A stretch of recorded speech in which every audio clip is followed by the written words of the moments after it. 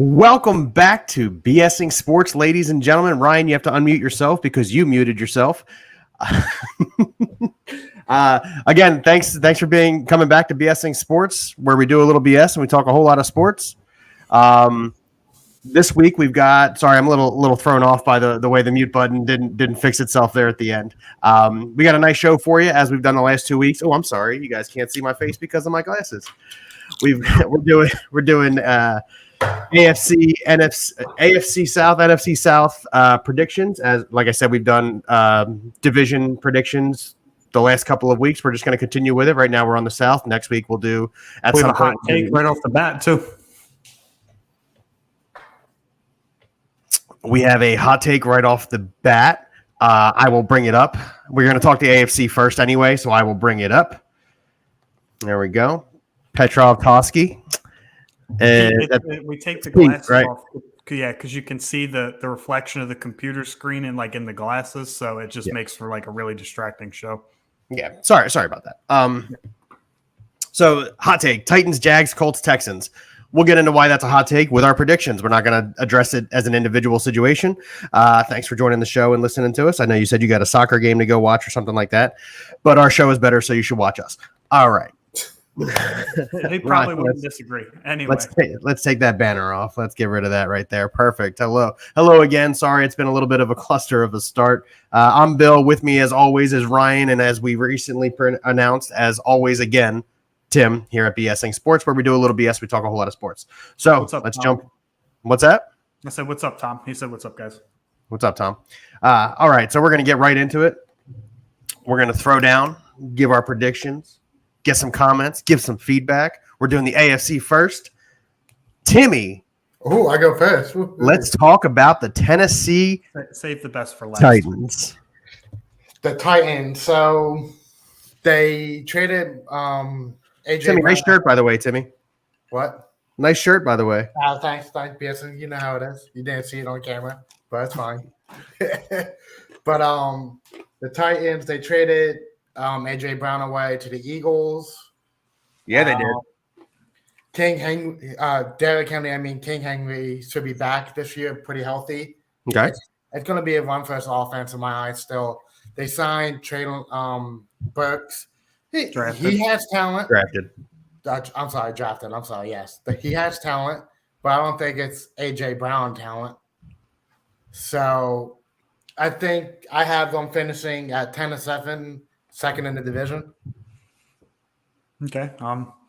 Titans, as far as they're concerned, yes, you touched on the main point. They traded A.J. Brown away for the 18th overall pick in the NFL draft for the pick that they then drafted Treylon Burks with. That was kind of a shocking move, even as Eagles fans, on draft night. Everything happened, in an instant. I mean, the Eagles traded for A.J. Brown while they were on the clock, and then before Treylon Burks, was even – it was even drafted. A.J. Brown was signed to a contract. So everything kind of happened so fast with that. And losing a talent like A.J. Brown is obviously a detriment to the team.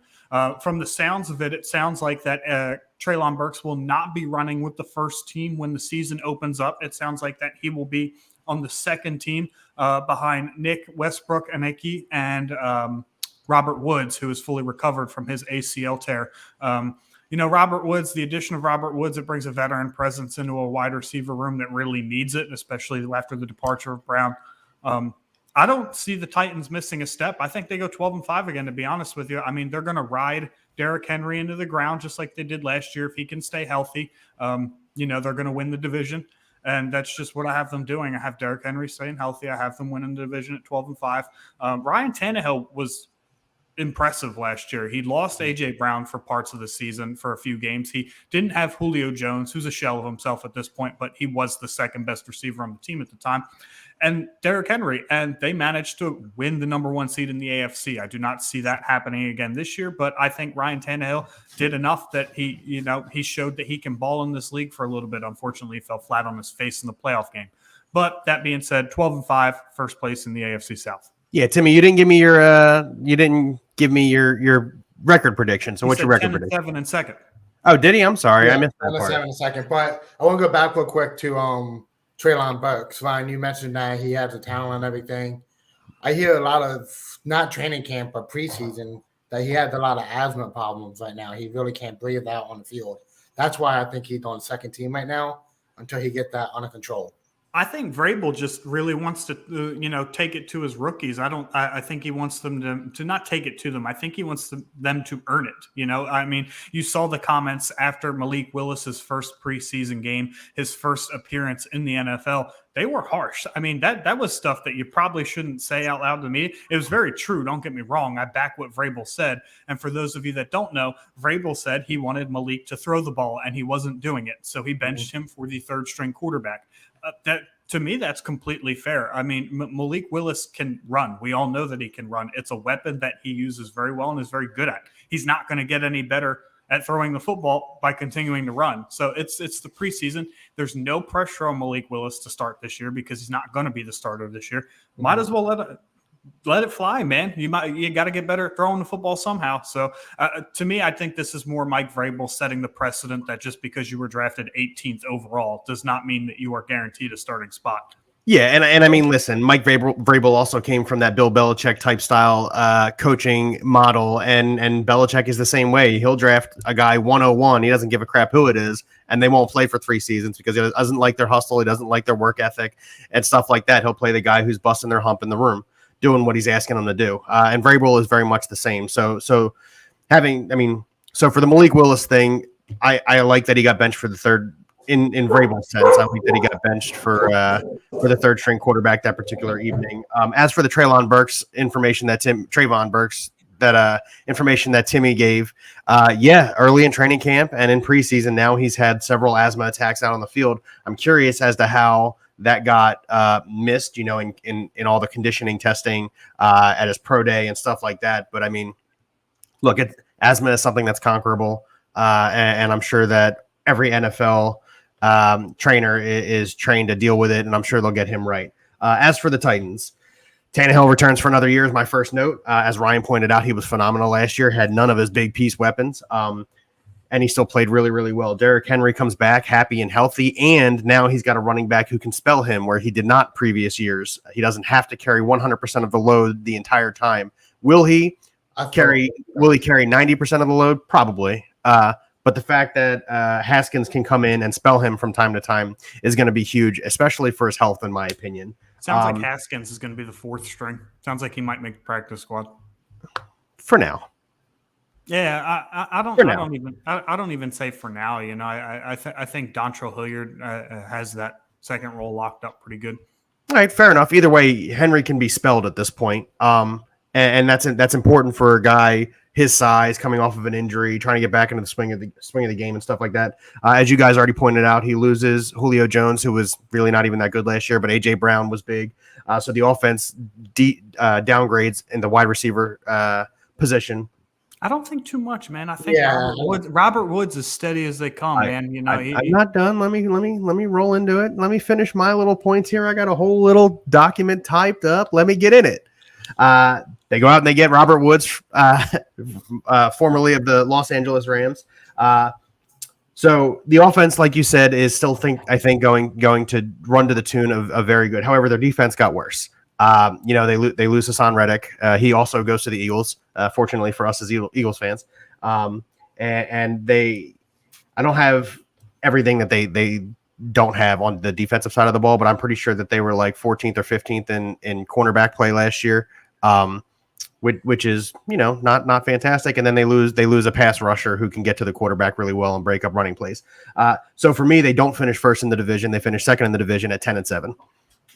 Are you based on the comments and the fact that Timmy and I have them at first?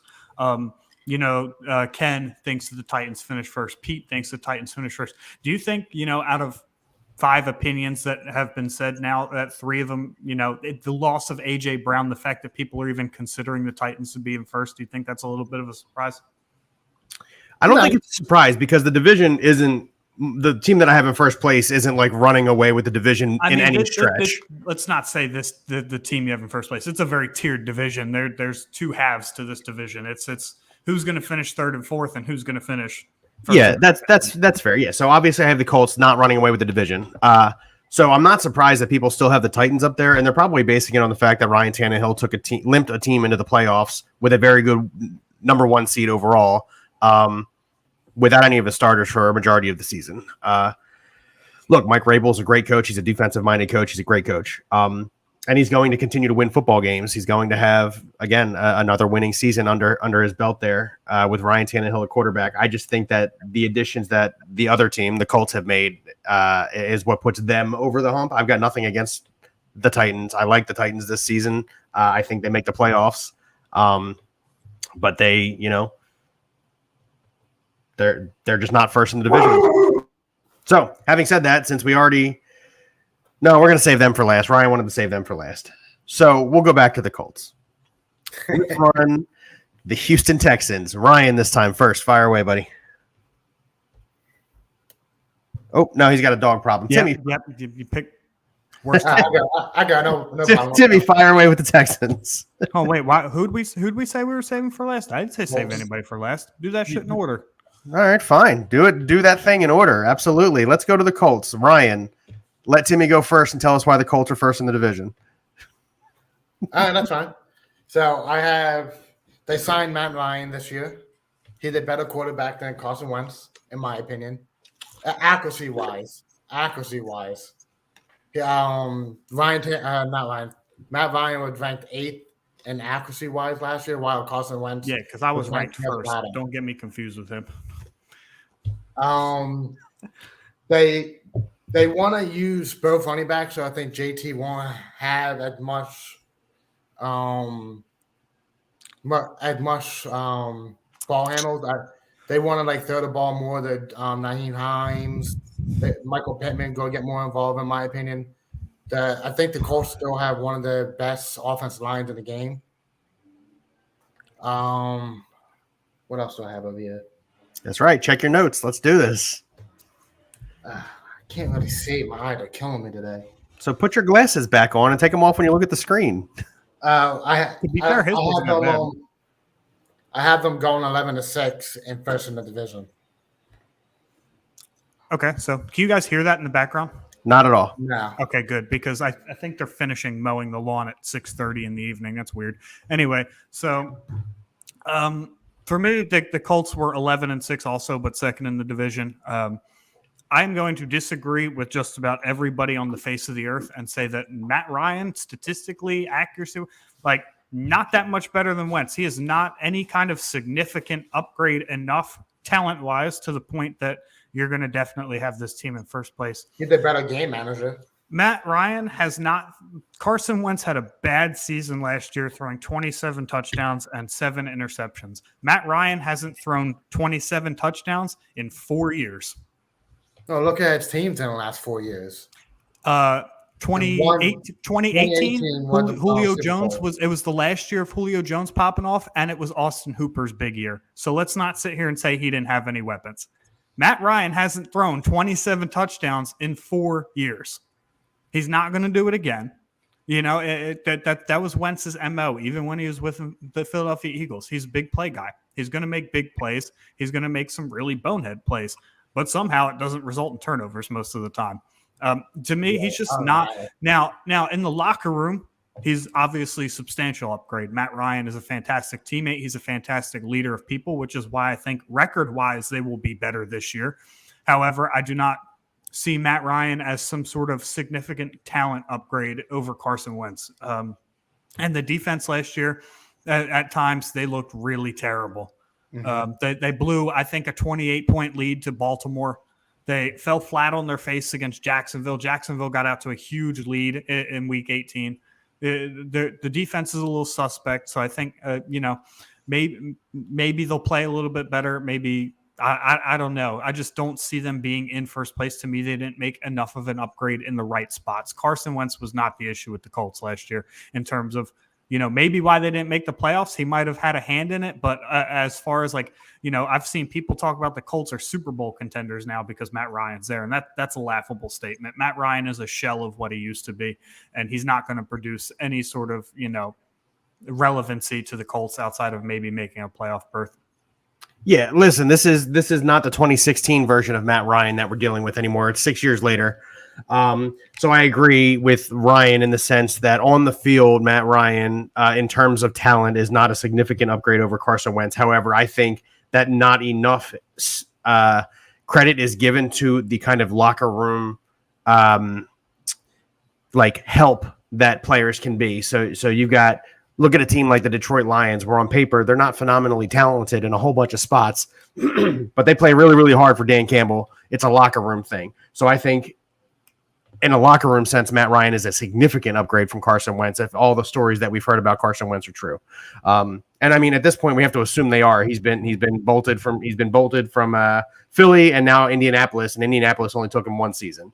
And we all saw the reports from Jim Irsay and the general manager over there that said that even if they had made the playoffs with Carson Wentz, he was out. There was a locker room dispute. He was not the quarterback that they thought he was going to be inside the locker room. And Matt Ryan appears to be that kind of quarterback. And as such, they will win games around Matt Ryan for Matt Ryan. And I firmly believe that. So I do have them at 11-6 with Ryan and Tim. And I have them winning the division at 11-6. Yeah, their defense was not phenomenal last year. They made plays when they really needed to, except for down the stretch. And part of that was Carson Wentz turning the ball over 5 times in 2 games. When you're on the field a significant amount of time more than you're used to, you're going to have problems. It's just going to happen. But Pittman and Pierce and Campbell are going to benefit from Matt Ryan being on the field. He's a little bit more of a gunslinger type quarterback than Carson Wentz was, and I think that's going to benefit the wide receivers significantly. As Timmy already pointed out, Hines is going to be added into the slot position sometimes as a running back to create a little bit of space against that slot corner. I don't buy that news one bit, but that's just me. If it happens, that's good for Hines. If not, then JT is still on the team. That's kind of where I think this is going. I mean, it's going to be the Jonathan Taylor show. I mean, for years we've heard, there's nothing wrong with that. There's nothing wrong with having a team built around that. Yeah, for years we've heard, backup good pass catching running backs are going to play in the slot, and it never happens. So I'll believe it when I see it. Now, Frank Reich is a little bit unorthodox in the sense that he will do that. I mean, Corey Clement in the Super Bowl was running slot routes for the Eagles, and look where Corey Clement is now. It takes a good coach to make good players, just like it takes good quarterbacks and the right opportunity to make good players. So for me, again, Matt Ryan is an upgrade in some aspects significantly to Carson Wentz, and that puts them over the hump and gets them to 11-6. I do not think they're a Super Bowl contender. I just think they win this. I think Michael Pittman's the best receiver in the division. I'll say that. Brandon Cooks, then Robert Woods after that. Yes. Yeah, you're right. Yeah, I would agree with that. Yeah. All right. Any more to add on the Indianapolis Colts? No. I mean, Jonathan Taylor show with a little bit of Matt Ryan sprinkled in. Yeah. I mean, we all agree there. Yeah. Let's move on to the Texans. I want to do the Jaguars last. So let's move on to the Texans. Ryan, I'm going to give you free reign with the Texans for a few minutes here and fire away, buddy. 4-13, I think they go in last. I think they'll get plagued by being competitive and ultimately losing, a lot of games in the fourth quarter. I didn't share this document with you, right? Because I have that typed in there, not the same record, but that line, they're going to be competitive, typed in there. I don't think they're going to be terrible. I think Davis Mills did enough last year to earn himself a shot to be the starter this year. And obviously they didn't go out and get a quarterback of any kind. So they're even going to let him have the reins. However, to me, they're just not good. They're not good enough anywhere. Yeah, everybody's all over the Dameon Pierce hype train right now. He looks fantastic in preseason games and in training camp. He has not stepped foot on an NFL field in the regular season yet. And to be honest, I'm not 100% convinced he's going to be the starter or have a starter workload just yet. Me neither. Marlon Mack also looked very good last night. He had 10 carries for 55 yards. So it's 5.5 yards per carry for those of you who can't do math. I mean, it sounds like they can actually run the ball now. If they can actually run the ball and open up the offense a little bit, that's a little bit different. However, I just don't see them being able to do that regularly with any sort of consistency. Their defense didn't get hardly any better. I mean, John Mechie, who they drafted in the 3rd round, God bless his soul, he's out for the season with leukemia. Hopefully they make a quick recovery. He makes a quick recovery and we see him next year. However, to me, the Texans just didn't make enough upgrades in all the right spots, and they got some work to do. I think easily they're the worst team in this division, 4-13, but I don't think that they, get blown out every game. I don't think that they're that bad. Tim? I agree with Ryan. I think they're going to be last in the division, but I had them at 5-12, same area basically. But David Mills, not even David Mills, they played decent football last year at the end of the season. They lost a couple close games at the end. Brandon Cooks is always going to be better. I looked at myself, see if I was on mute. Yeah, we can hear you. Keep going. That'd have been pretty funny if you were on mute. That's what it is. But it looks like they're trying to be a run-first offense because they really didn't add no weapons at wide receivers. They have the draft picks now from training Deshaun Watson to go get someone, but they didn't. They got the cap space to go get someone, and they didn't. So maybe they're in rebuild mode, and they're going to draft a better quarterback this year with one of the high picks. But I have them at 5-12 last in the division, like Ryan. Okay. I don't dislike your 5-12. However, I don't agree with it. I've got the Texans at 6-11. Pierce has looked good. Mack has looked good. Mills has even shown flashes of looking really good. And listen, like I said, when Ryan was already saying it they're going to be competitive. They're going to compete in this division. This division's not going to run away from them in any specific game. They are going to compete. However, I just think that they are overmatched as a whole. As Timmy pointed out, Brandon Cooks is Brandon Cooks, and he's going to do Brandon Cooks things. And he and Davis Mills showed a real strong connection. Thank you. Sorry. And I think it's going to continue. I don't see why it would go down in any way, shape, or form. As Timmy also pointed out, they have the draft capital if Davis Mills doesn't perform this year to go out and get his replacement. And absolutely, I think they will if and when he doesn't perform. But I don't think they lose this many games strictly because of Davis Mills. I think they're just outmatched overall. And they're in a complete rebuild. I think Lovie Smith knows it. I think the Texans organization knows it. And it's just where they are. So like I said, I've got them at 6-11, also finishing fourth in the division. I think the big thing for me is that they did not finish last in the AFC South last year. So that means they have a third place schedule rather than a fourth place schedule. And that's going to be big for them. I mean, yeah, they're still not fantastic teams, but now they're playing the Dolphins instead of the Jets. They're playing, the Steelers instead of the Browns. It's a step up from in each division, and when I just said those two teams, they got to play the Dolphins this year. That's a loss. That's just throwing through a loss. They got to play the Steelers. They're going to lose. But now if they play the Browns or the Jets, you can sit there and say they might win those games. So I think to me that's the big difference as to why they don't improve on the record necessarily, but their play does. I think they'll do better on the eye test, but the record won't show it. So I think it's a big year for David Mills to prove that he can do something with the crappy team they have now. If he does something with the people they have now, they're going to keep him, in my opinion. Listen, it would be awesome. It would be awesome if Davis Mills does perform really well this season because of how much draft capital they have. If they don't have to spend any of it on a quarterback, imagine how good they can make the supporting cast around Davis Mills. I think that's the big thing too, is Davis Mills doesn't have the draft capital to support himself. You look at first round quarterbacks, even second round quarterbacks, they're kind of given multiple chances, whereas Davis Mills is neither one of those. So for him, this is a big year in the sense that if he doesn't play, they will go out and replace him. Okay.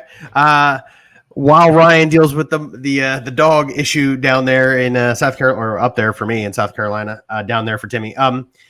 Let's move on to our next team. I saved the Jaguars for last because I have a lot to say about the Jaguars. I don't know if you guys feel the same way, but I do have a lot to say about the Jaguars. So we're going to fire away. I already let Timmy go first twice, so Ryan looks like he's ready. Ryan, Jaguars, let's go.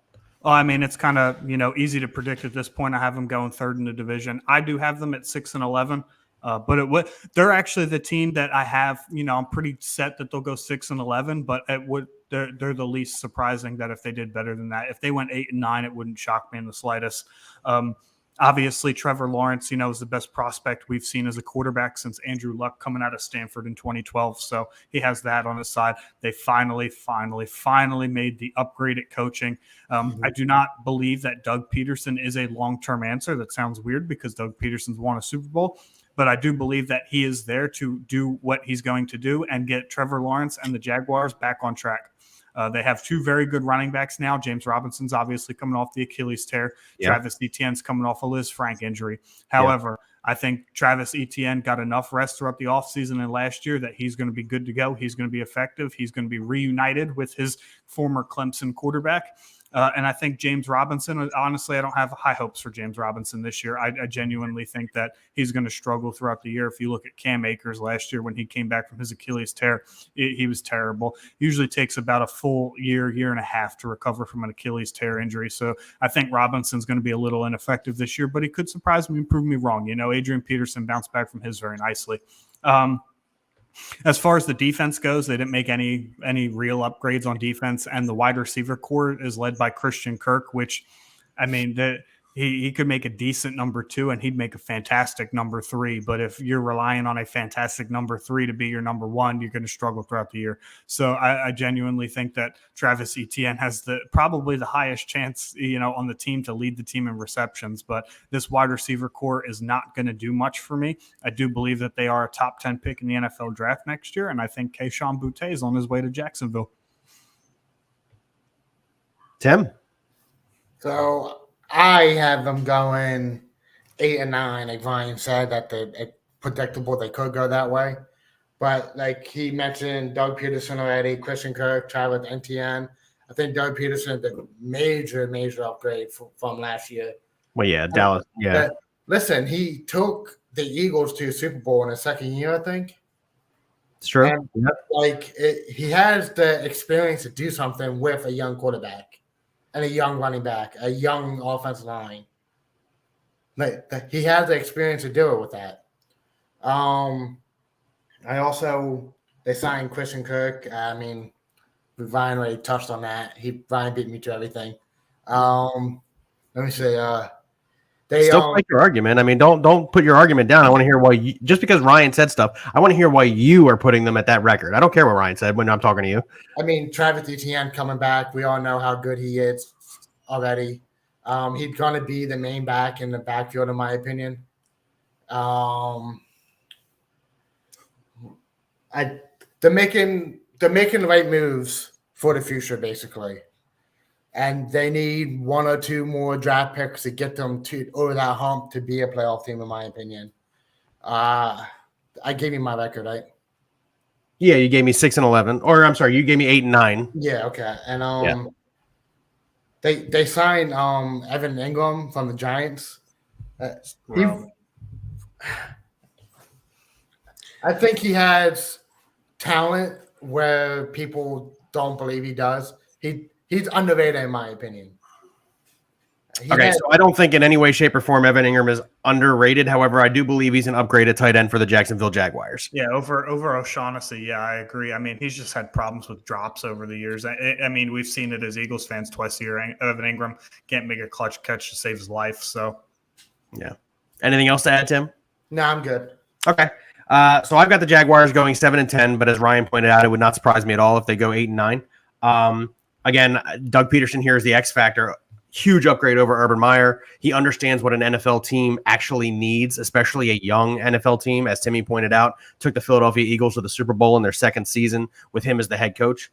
And on that team happened to be Carson Wentz in his second year as a quarterback, Corey Clement his first year as a running back, Miles Sanders, I think, in his third year as a running back. Like these are players that are still actual. Well, I mean, Miles Sanders is still an Eagle, but that were young. He took a relatively young team to the Super Bowl, and I don't think he's going to do it again with the Jaguars. I'm glad I amended myself there really fast.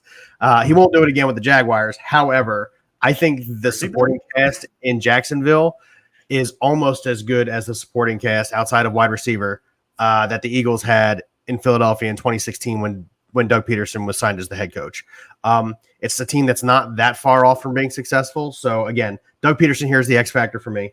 Trevor Lawrence, as Ryan pointed out, has that number 1 overall draft pick, best since Luck came out in his draft. And again, ETN healthy, Robinson supposed to be healthy, and you're hoping that Laviska Shenault can step up. Christian Kirk can be better, even though he got a $20 million a year contract. Ridiculous contract. It exploded the market for every other wide receiver this season. we'll get into that in another show where we've already covered it. We'll do it again. Who cares? I think the Jaguars are competitive. I think they'll be more competitive than the Houston Texans are. And as such, I think some of these losses that the Colts and Texans take, I think one each of them are, in fact, the Jaguars. So give me the Jaguars at 7-10, but it would not surprise me for them to go to 8-9. Now, I mean, like I said with the Texans, where they don't have the luxury of the fourth place schedules because the Jags do. So they are playing the Browns without Deshaun Watson. I believe without Deshaun Watson. I don't know what week they play. They are playing the Jets. They are playing the weaker teams. They are playing the Broncos, I think, finished in last place, which, I mean, the AFC West is just going to be unbelievable anyway. So they are playing the last place teams, and that is going to benefit them greatly. Yeah, you're 100% right. We switch into the NFC? Yeah, you want to switch the background for me, please? Yeah. I got you. Thank you very much. I appreciate you. I appreciate you, buddy. All right. Here we go. Ta-da. A lot of love. We are going to do, let's see, what order we're going to save the Buccaneers for last. Save the best for last. Okay, well, in that Everybody case, has them in first place, right? We're not going to disagree on that. Buccaneers in first place, yes. I think we'll disagree on the record, though. All right. Actually, let me ask y'all this before we get into it. If Tom Brady didn't come back, would y'all still have the Buccaneers in first place? Yes. Timmy, you're muted. Yep, there it is. Timmy's muted. And he muted himself, so I can't even fix it. I think it depends on the quarterback. Okay, Kyle so you Trask. Who? Kyle Trask. He would be the starter. I don't know too much about Kyle Trask, so I can't give that definite answer. This is another division that seems pretty split in half. Like, you know who 1 and 2 is, and you know who 3 and 4 is. I think there's a bit more debate on who 3 and 4 are than who's 1 and 2, though. Yeah. Maybe. We're going to do the Buccaneers last because obviously we all have them in first place, especially since Tom Brady came back. So we're going to start with the Falcons. I'm going to start with the Falcons. Okay. I'm going to start with the Falcons. Why? Why not? I guess losers go first. That's fair. That's fine. Save the best for last. We'll let Timmy go last. So I think the Falcons are at the bottom of this division. We're going first with them. I'm going to say they're last in this division. They get 5 wins this season, 5-12. They finally committed to a rebuild. Matt Ryan is no longer the quarterback there. They did last year's draft Kyle Pitts, who was an absolutely freak of nature at tight end. I'll put that in parentheses because he's a huge wide receiver playing tight end. He's in his second year. Drake London was drafted this past draft. I believe Drake London will be a good wide receiver. They did draft Desmond Ritter. Desmond Ritter? Is that his name, right? Desmond Ritter. I don't have a whole lot of faith that he will ever be a starting quarterback in the NFL, so that doesn't really bother me at all in any way, shape, or form. But Marcus Mariota is here. He's played really well the last couple seasons in the few opportunities he's gotten, and he's reunited with the coach who gave him his best statistical year in Tennessee here in Atlanta. So I believe that they play better than people think they're going to play. However, they only win 5 games. They go 5-12 for me. Tim. Okay. So they signed Mariota in the offseason. I mean, he was the second overall pick in, I think, 2016. No, it was 2015, right? But he was still a second overall pick. He has the talent. He has that talent. They didn't really upgrade in wide receiver area. They actually downgraded because they lost Whitley. That's one for a season. Yeah, but I'm not counting a suspension as losing a wide receiver. Like, it's unfortunate that he got suspended, and we can debate the suspension severity because of the Deshaun Watson situation. However, he did something he knew he wasn't supposed to be doing. He got suspended. Plus, he hasn't played in 2 years, essentially. He didn't really play last year either. True. They drafted Drake London, who is arguably one of the best out of the draft class. Him and Kyle Pitts both had the most upside in that offense right now. They have to build around them, and I think they're going to be last in the division at 3-14, losing a lot of close games. 3-14, 3 wins. I got them at the same record, buddy. 3-14. This is my number 1 overall pick team going. They are my number 1 overall pick. Yeah, they are terrible. They are a run-first team with no running backs or offensive line or a defense to help them out. They're a team with 2 good pass catchers that don't have a good quarterback to throw to either of them. They're outside of Drake London and Kyle Pitts, there are holes. This team is Swiss cheese. There's just holes everywhere. I mean, the offensive line. The Falcons allowed the 4th most points in the NFL last year and didn't do anything to fix the defense. Marcus Mariota is obviously a downgrade over Matt Ryan, and they were still terrible last year. So this team is so confusing. Yes, we touched on, Calvin Ridley is not going to be a part of the team this year. I don't think Calvin Ridley is ever going to suit up for the Falcons again, so he's kind of irrelevant to talk about with the Falcons. Drake London's not going to be able to get his. Kyle Pitts, will be Kyle Pitts. As far as tight end production goes, he'll produce amongst his peers, but it's this team's an embarrassment. They're going to lose not a lot of close games. They're going to lose a lot of 2-score plus games. In my opinion, this is easily the worst built team in the NFL. This is easily the worst roster. Desmond Ridder might get his chance later in the season. However, CJ Stroud or Bryce Young is going to be the starting quarterback for that team going into 2023. Yes. To me, outside of Kenny Pickett, none of the quarterbacks drafted in this draft class have any potential to start more than, 1 full NFL season. They're terrible. There's nothing else really to say about it. They are 3-14, and it wouldn't shock me if they didn't even win 3 games. I'm with you on that one. All right, fair enough. All right, let's do the Panthers next. Tim, I'm gonna let you lead off with the Panthers. Well, everyone knows I'm a huge CMC fan, and he's coming back healthy. He asked a lot of retired NFL running backs what they did to stay healthy last season. And they all gave him all different opinions, but the main concern was don't play in preseason. So I think he's going to be healthy. I think he's going to get all the carries again. But he is going to end up getting hurt because no one else is going to take the ball from him. They got DJ Moore, who had upside to be wide receiver 1 potential in fantasy this year. Me and Ryan argued about that a million times. Baker Mayfield, the better quarterback than Sam Darnold, obviously. The offensive line, it's mediocre, the bottom tier from what I read this year. The defense, they lost. The Eagles signed them, right?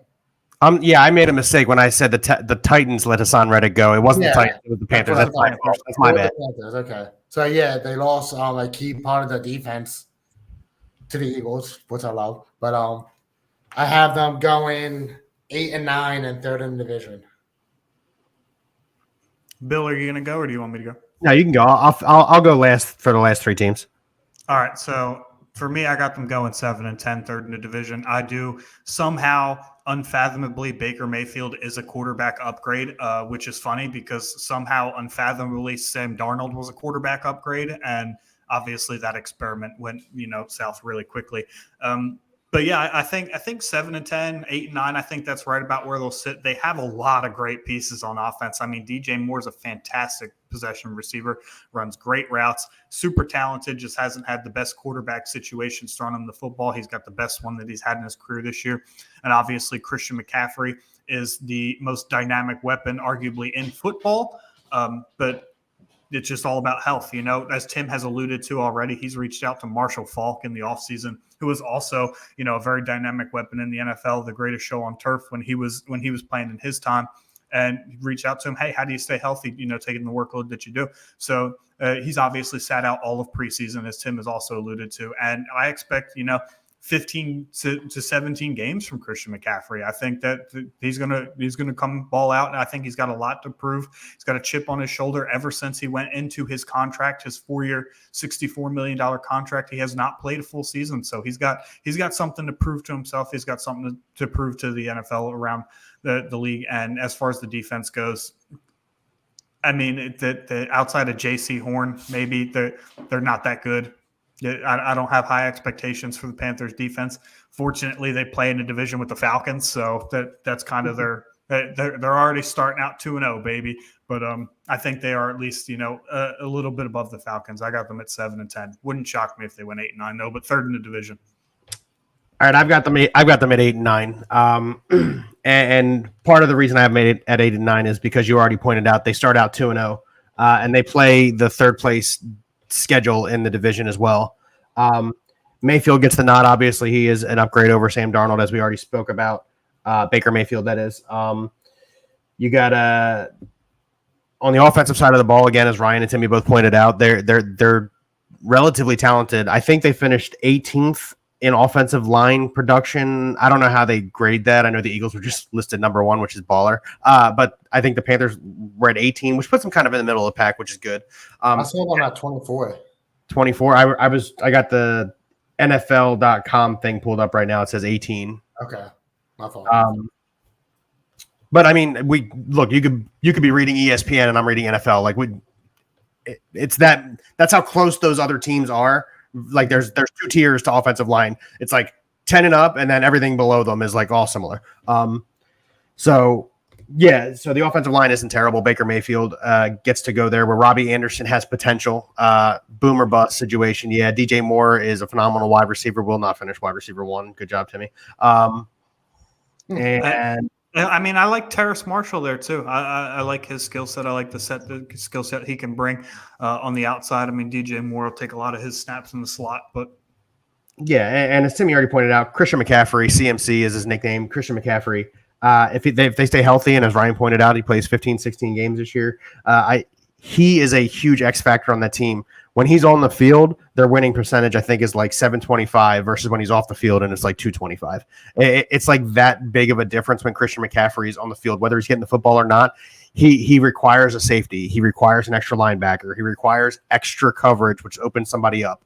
And Baker Mayfield can throw the ball. He's, as we pointed out several times the last couple of weeks, he's got that Brett Favre mentality. I'm going to throw the football. They might get big. I'm going to throw it. Not even that. Baker uses running backs. What's that? Baker uses running backs out of the backfield in Cleveland a lot last couple of years. And Christian McCaffrey is probably the best running back in football out of the backfield. No doubt. So for me, they're 8 and 9, and I would not be surprised if they have a winning record at 9 and 8, even in the slightest. I saw that, Timmy. They are third in the division for me at 8 and 9. I think we are going to disagree on the records. That's a little surprising. Yes. So, who dey? Yeah, you knew we were going there next. We had already predicted that. Yeah. Let's go with the Saints. Timmy. Who dat? I got Winston and Michael Thomas coming back healthy this year. Mm-hmm. I have them second in the division at 10 and 7. The defense is still good in my opinion. Not safety, the corners.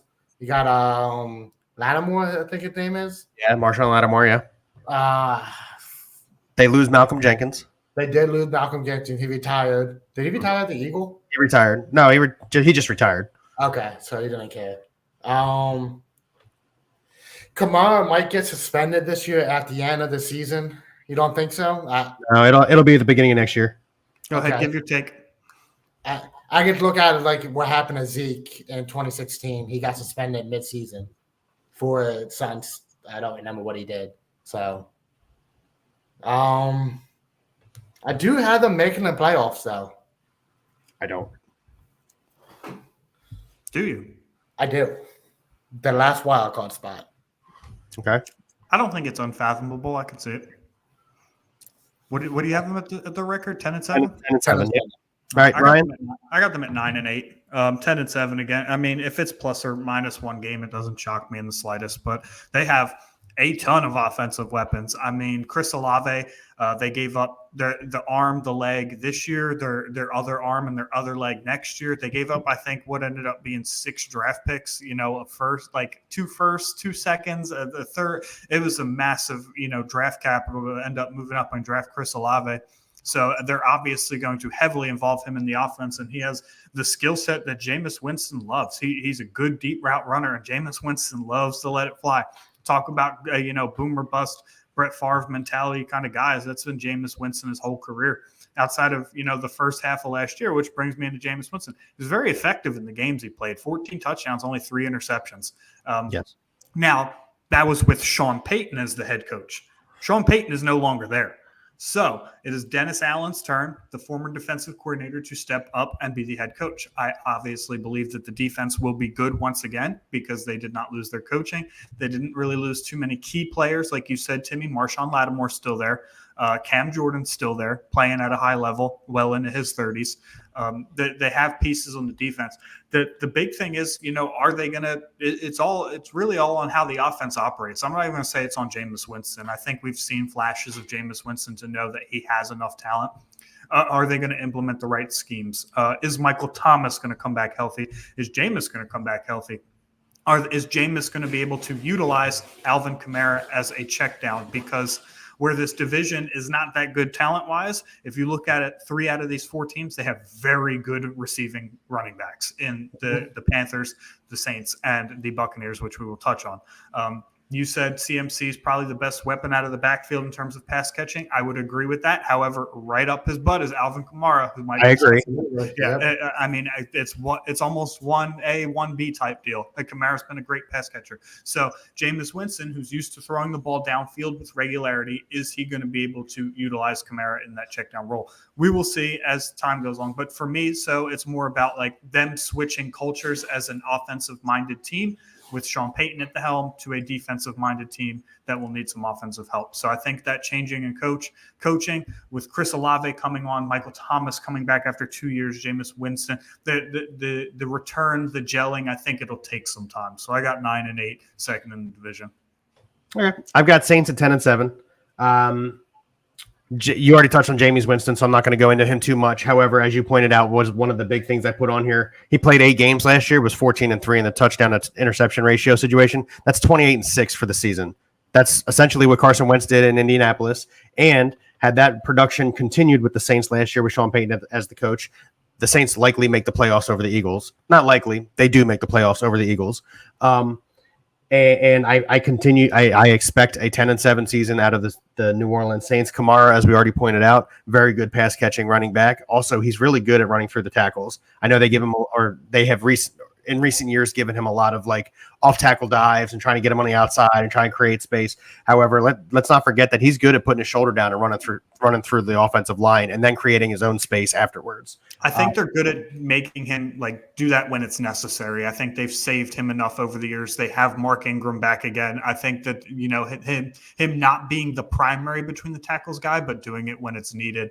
I think he can get it done. I agree with that. Yeah, Michael Thomas in preseason and the last 2 games, I haven't seen him play yet. But over all the video that I've seen in preseason, Michael Thomas looks really good. He looks like he is healthy. He looks like he does want to play. And Jarvis Landry seems to be fitting in with Jameis Winston really, really well. These are things that bode really well for the offense. As Ryan pointed out, though, they have a defensive-minded coach now, so I think they're going to. The reason they brought Mark Ingram back is because they're going to try and run the ball more. Jameis Winston isn't going to have to rely on his arm as much, and as such, I think that actually bodes well for the defense, which, as we pointed out, is still good, but doesn't need to be on the field as much if Jameis Winston isn't turning the ball over. So the defense gets the opportunity to really shine and keep their energy and do really good at what they do. As you pointed out, Cam Jordan still playing really well at 33 years old. 10-7, and I've got them right out of the postseason sweep.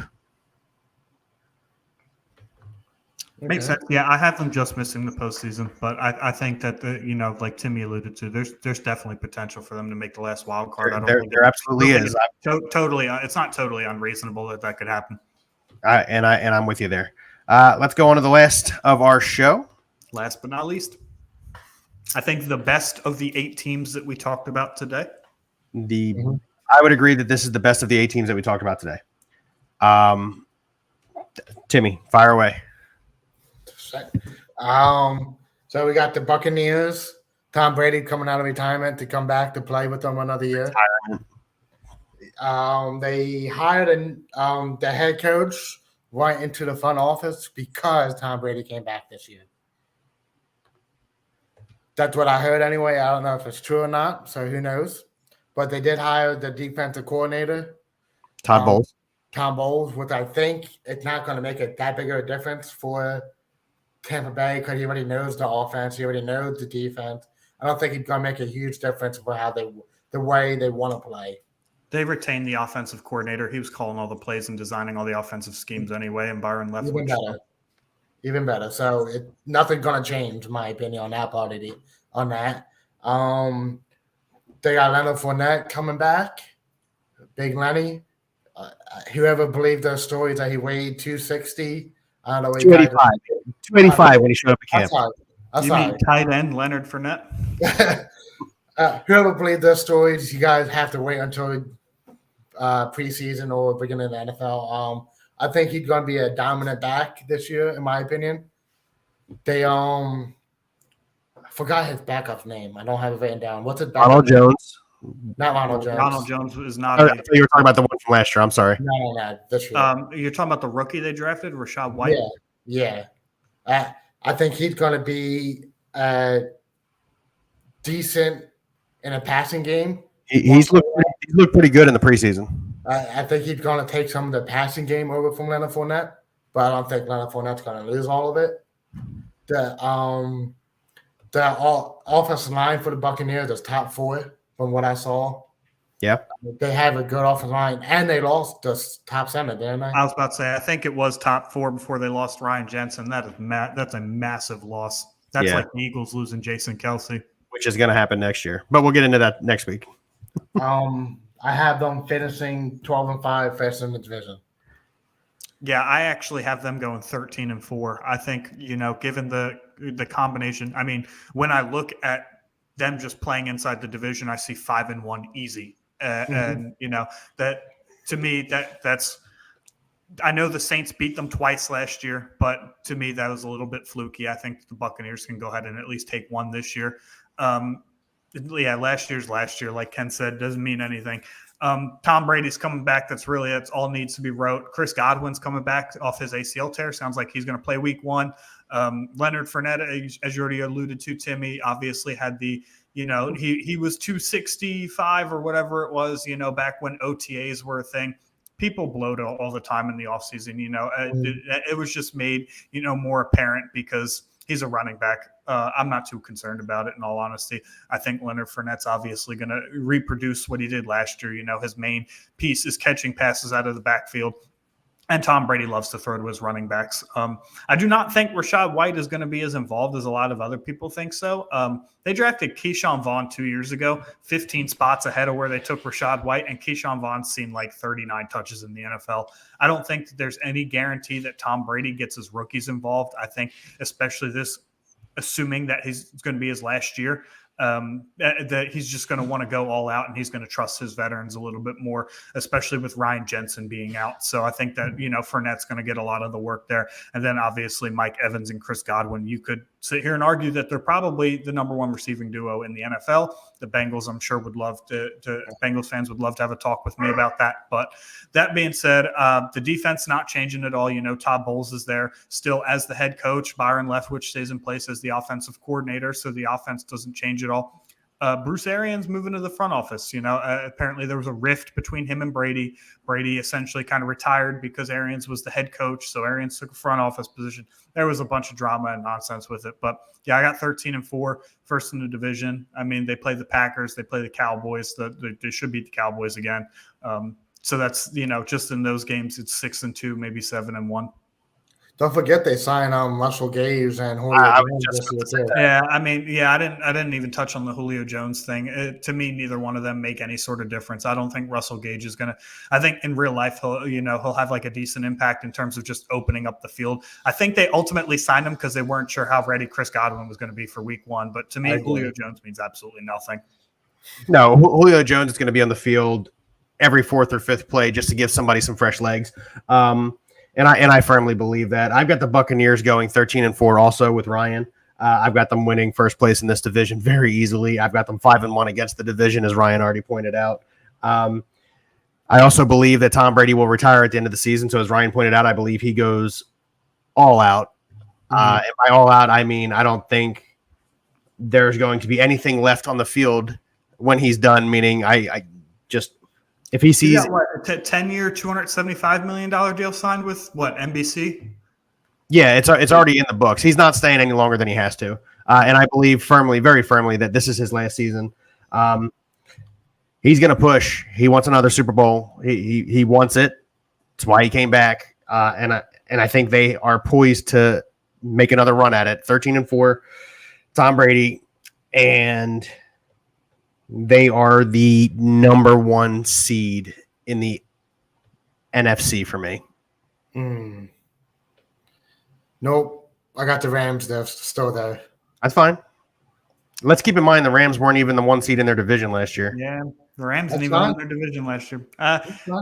Obviously, that's within the possible outcomes. I mean, regardless, they're going to get a home playoff game. I can't see any of these teams actually challenging them for the division title. I think an underrated signing that the Buccaneers went out and did was get Kyle Rudolph. I know that Gronkowski is gone and O.J. Howard is not there anymore either.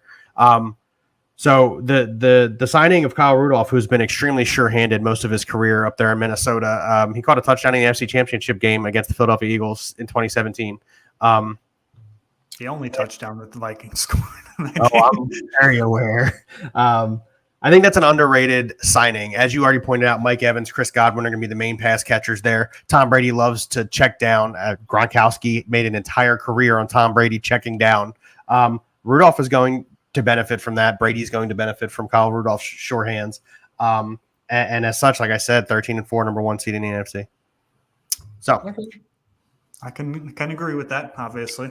Only other thing I have to mention on our show tonight, even though it's a football show, I'm going to talk a little bit of baseball right here. Nope, send it. Bryce Harper's back, baby. MV3. Bryce Harper's back, baby. Go we're going to get off of our – did you see my little Phillies jersey right there? That happens to be a Harper jersey right there.